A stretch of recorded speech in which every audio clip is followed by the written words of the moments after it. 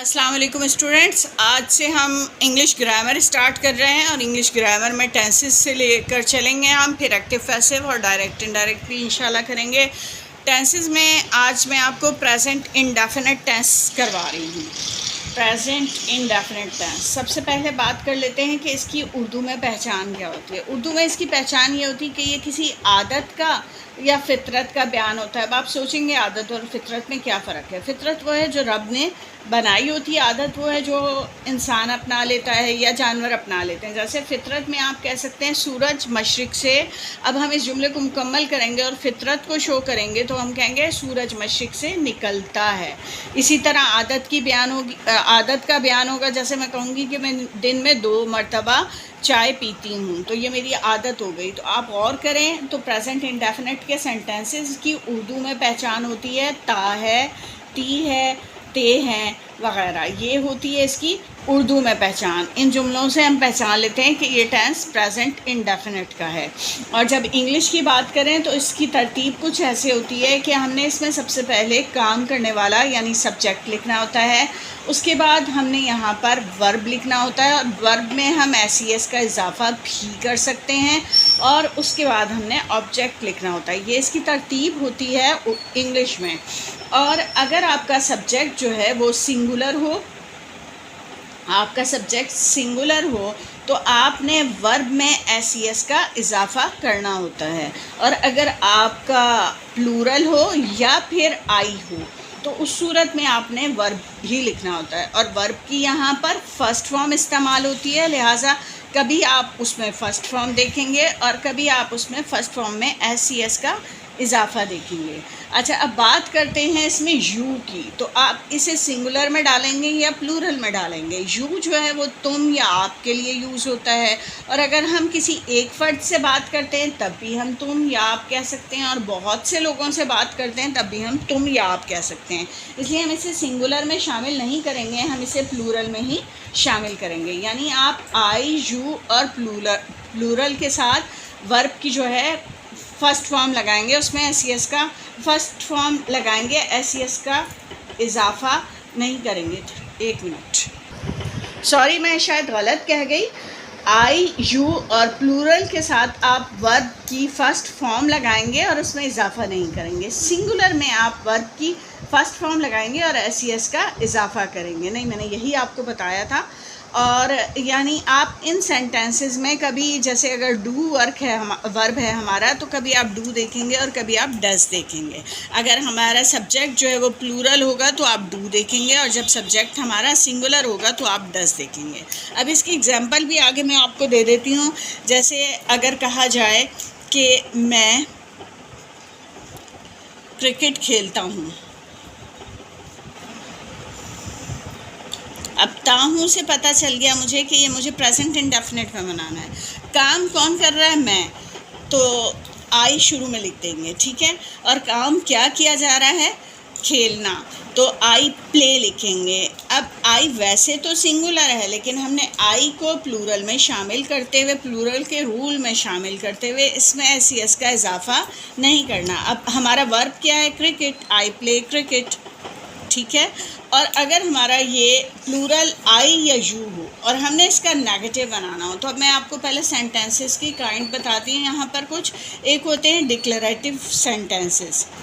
Declarative sentences जो होते हैं ये वो होते हैं जो सिंपल स्टेटमेंट होती है। ये स्टेटमेंट 2 टाइप की होती है। एक ये कि जिसमें आप काम का होना बताते हैं, और एक वो जिसमें आप काम का नहीं होना बताते हैं। जैसे आप कहें मैं क्रिकेट खेलता हूँ, या आप कहें मैं क्रिकेट नहीं खेलता हूँ। ये दोनों किस्म की स्टेटमेंट डिक्लेरेटिव में होती हैं। अगर आप कहते हैं मैं क्रिकेट खेलता हूँ तो ये अफर्मेटिव कहलाती है, और अगर आप कहते हैं मैं क्रिकेट नहीं खेलता हूँ तो ये नेगेटिव कहलाती है। अब अफर्मेटिव को नेगेटिव में चेंज कैसे किया जाता है वो मैं आपको यहाँ पर बता दूँ। जैसे आई प्ले क्रिकेट है, आपने इसको कहना है कि मैं नहीं खेलता, तो आप कहेंगे I do not play cricket. तो अब इससे आपको क्या पता चलता है? अगर आपके वर्ब में, जहाँ आप कहते हैं कि वर्ब में मुझे फ़र्स्ट फॉर्म लिखनी है, एस का इजाफा नहीं करना, तो आप उसके नेगेटिव को बनाने के लिए डू नॉट करेंगे।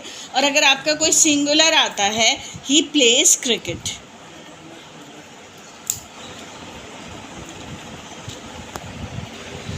तो अब हम ही प्लेस क्रिकेट है और इसका हम नेगेटिव बनाएंगे तो हम कहेंगे ही डज़ नॉट प्ले क्रिकेट।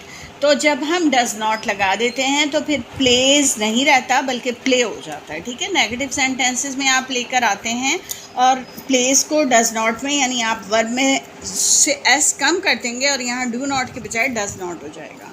अब बात करते हैं इंटरॉक्टिव सेंटेंसेस की। इंटरॉक्टिव सेंटेंसेस होते हैं जिनमें क्वेश्चन किया जाता है, क्या मैं क्रिकेट खेलता हूँ, क्या मैं क्रिकेट खेलता हूँ। तो इस सूरत में आप क्या लिखेंगे? इस सूरत में आपने इसको जब बनाना है सवालिया या इंटरॉक्टिव तो आपने डू स्टार्ट में लगा देना है, क्योंकि आई के साथ जो है वर्ब वो लगता है जिसमें एस का इजाफा नहीं होता, फर्स्ट फॉर्म लगती है। Do I play cricket. तो दो तब्दीलियाँ होती हैं इसमें, एक शुरू में आपने डू या डज़ का इस्तेमाल करना, एक लास्ट में क्वेश्चन मार्क लगाना, इससे ये इंटरॉक्टिव सेंटेंस बन जाएगा। अगर आपका ही प्लेस क्रिकेट था तो आप कहेंगे इसे डज़ ही प्ले क्रिकेट। इसमें अब आपकी 3 तब्दीलियाँ आई हैं, तो 3 कौन सी तब्दीलियाँ आई हैं फात बताएं आप? 3 तब्दीलियाँ कौन सी आई हैं? यहाँ पर एस हटाया यहाँ से और यहाँ डज़ लग गया है और लास्ट में क्वेश्चन मार्क लगाएंगे, और इसके अलावा आप एच को स्मॉल कर देंगे, सेंटर में आ गया ना तो एच कैपिटल नहीं रहेगा। बस ये हो गया इंटरॉक्टिव सेंटेंस। अब एक्सरसाइज करेंगे हम। अब कुछ एक्सरसाइज कर लेते हैं तो इससे आपकी अच्छी प्रैक्टिस हो जाएगी। Rewrite the following as negative sentences. He reads the holy Quran every day. मैंने आपको इसकी उर्दू में पहचान बताई है, ता है, ती है और आदत का बयान, तो इसलिए ये क्या पढ़ा जाएगा? वो हर रोज़ कुरान का मुताला करता है, वो हर रोज़ कुरान पढ़ता है। अब हम इसका नेगेटिव बनाएंगे तो मैंने आपको बता दिया था कि आपने क्या करना होता है, डू नॉट या डज़ नॉट का। ये हमारा सिंगुलर है इसलिए क्या आएगा यहाँ पर? Does not. और चूंकि डज़ लगा दिया इसलिए वर्ब के साथ लगा हुआ एस या ई एस हट जाएगा। तो ये हमारा क्या बन गया? He reads the holy Quran every day, he does not read the holy Quran every day. We live in this house, तो ये वी प्लूरल है, प्लूरल में फर्स्ट फॉर्म आती है, एस ई एस का इजाफा नहीं होता, और प्लूरल में डू नॉट लगता है, तो we do not live in this house, ठीक है। और फिर dogs eat meat, dogs plural है और प्लूरल में वर्ब की फर्स्ट फॉर्म यूज़ होती है, एस ई एस का इजाफा नहीं होता। और जब आपने इसका नेगेटिव बनाना है तो dogs do not eat meet.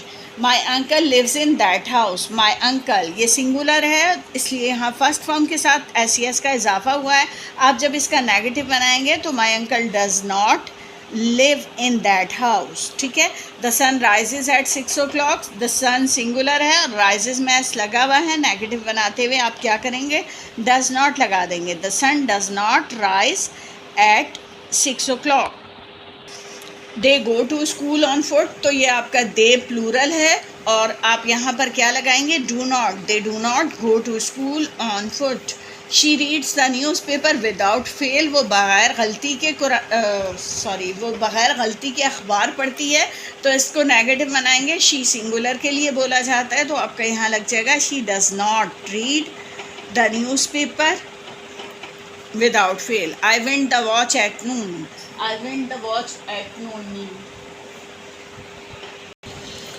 I went the watch at noon यहाँ आदत का बयान है कि मैं दोपहर को घड़ी में चाबी भरता हूँ, तो इसका नेगेटिव बनाने के लिए I do not went the watch at noon. We travel first class, तो इसमें we प्लूरल है और इसके साथ वर्ब की फर्स्ट फॉर्म आई है, तो ये क्या हो जाएगा? We do not travel first class. She likes mangoes, उसे वो आम पसंद करती है, तो she does not like mango.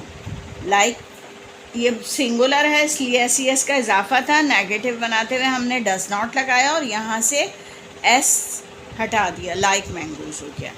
Rewrite the following as interactive sentences. अब हमने सवालिया जुमले बनाने। द काउ गिव्स मिल्क, तो हमने क्या करना है? ये द काउ सिंगुलर है इसलिए हमने इसमें डज़ लगाना है। डज़ शुरू में लगा दिया, उसके बाद टी स्मॉल कर दिया, द काउ, और गिव्स को गिव में चेंज कर दिया।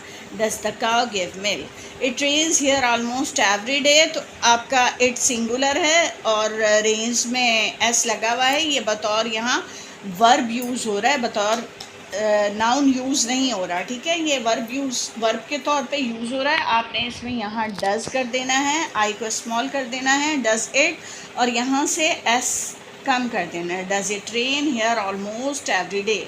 They play at the cards at noon. तो आपका ये प्लूरल है और आपके पास यहाँ वर्ब की फर्स्ट फॉर्म है, लिहाजा आपने इसका सवालिया बनाना है, इंट्रोक्टिव बनाना है।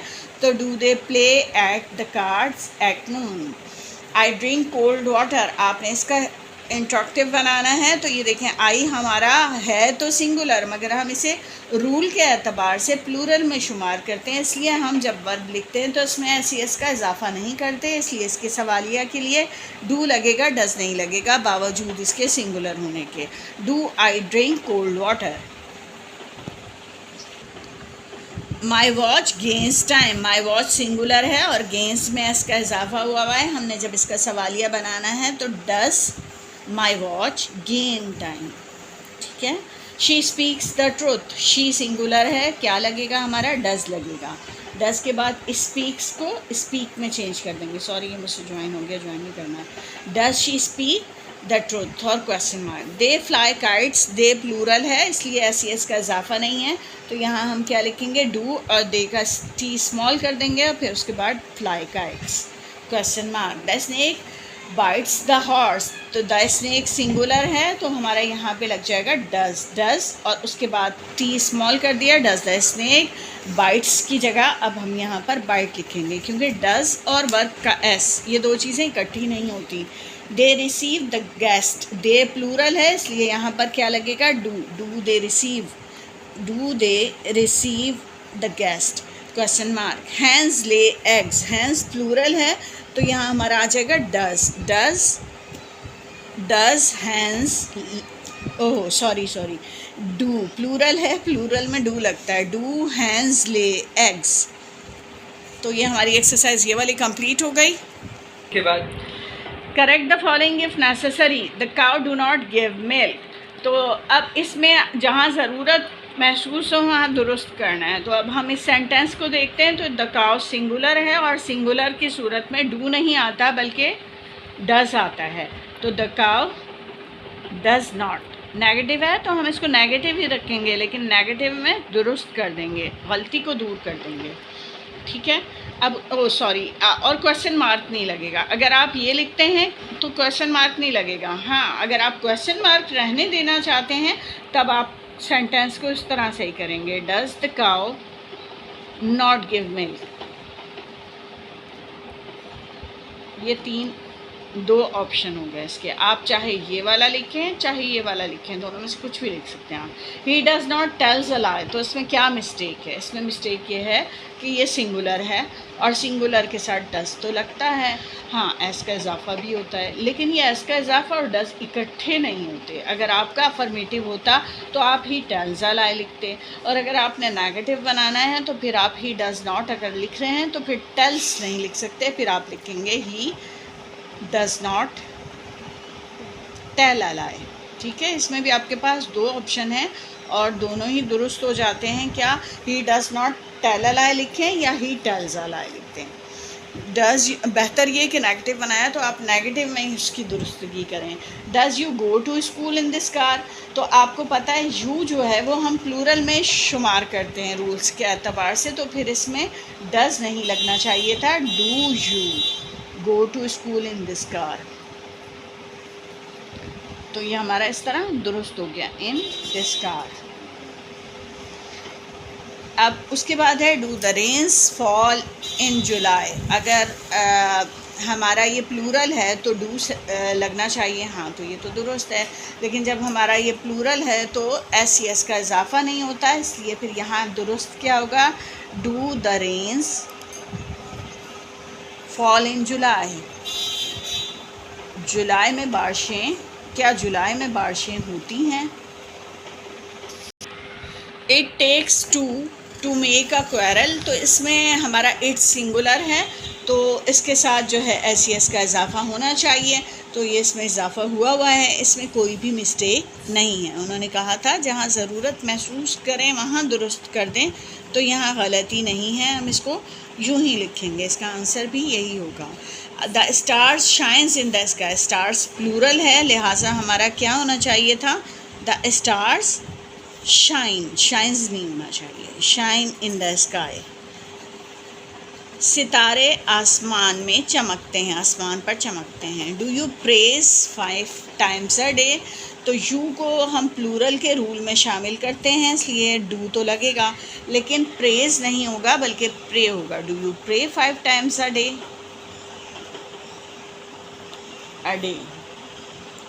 ही डज़ नॉट लाइक स्वीट्स। तो शी सिंगुलर है तो बिल्कुल इसके साथ डज़ नॉट ही लगेगा, लेकिन लाइक्स नहीं लगेगा बल्कि ये लाइक हो जाएगा। जब डज़ लग चुका हुआ है तब एस का इजाफा वर्ब में नहीं करना। My father love me, my father singular है तो सिंगुलर के साथ जो वर्ब की फर्स्ट फॉर्म होती है उसमें हम एस का इजाफा करते हैं। My father loves me. Do the policeman catches the thief? तो पुलिसमैन जो है वो सिंगुलर दिया गया है तो फिर हमें क्या करना है, यहाँ पर डू नहीं बल्कि डज़ लगाना है। Does the policeman catches the thief. बाकी ये लिख देंगे क्वेश्चन मार्क। तो मुझे उम्मीद है कि आपको प्रेजेंट इंडेफिनेट अच्छी तरह समझ में आ गया होगा। अब मिलते हैं अपनी नेक्स्ट वीडियो में प्रेजेंट कंटिन्यूस के साथ। जब तक के लिए अल्लाह हाफ़िज़।